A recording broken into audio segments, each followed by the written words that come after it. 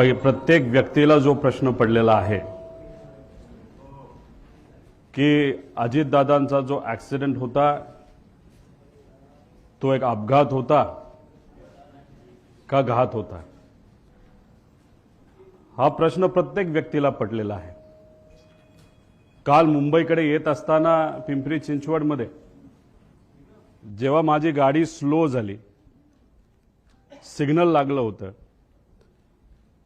तेव्हा माझ्या लेफ्ट साइडला एका रिक्षा चालकाने त्याची रिक्षा थांबवली, खाली उतरला आणि माझी काच वर होती त्यामुळे काचेवर त्याने आवाज केला। काच खाली घेतल्यानंतर त्याने सांगितलं, अहो 9 तारखेला तुम्ही संध्याकाळी अजितदादांबद्दल काहीतरी सांगणार होता ॲक्सिडेंट बद्दल, त्याचं काय झालं? मी त्यांना सांगितलं काल नाही, म्हणजे 9 तारखेला नाही तर 10 तारखेला मी या बाबतीत मला काय वाटतं हे तिथं सांगणार आहे। या प्रेस कॉन्फरन्सच्या माध्यमातून आणि तुमच्या सर्वांच्या मदतीने लोकांपर्यंत मी आता पोहोचतोय। काही लोकांनी भावनिक होऊन काही व्हिडिओ टाकलेत। ते व्हिडिओ कसे आहे की दादा परत येतील, 6 जण विमानामध्ये होते, 6वी व्यक्ती दादा होते, जी बॉडी तिथं सापडली ती दादांची नव्हतीच, दादा आज येतील उद्या येतील। मला त्यांना सांगायचं आहे की आज जर दादा परत आले तर मी सुद्धा त्यांना घट्ट मिठी मारेल,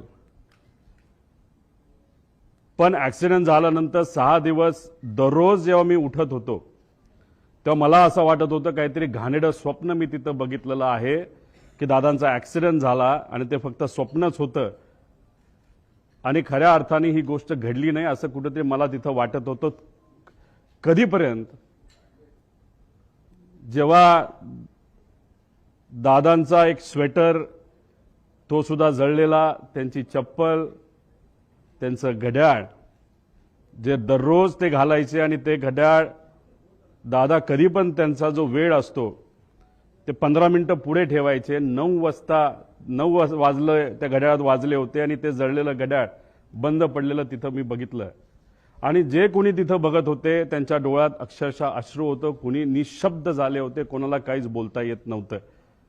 त्यामुळे मला सर्व लोकांना एवढंच सांगायचं आहे की जी घटना झाली नाही, जे दादांना झालं नाही आपल्या सर्वांना वाटतं तसं नसून ही घटना झाली आहे आणि आज दादा आपल्यामध्ये नसले तरी सुद्धा विचाराने ते आपल्या सर्वांबरोबर आहेत। ते हे एक प्रेझेंटेशन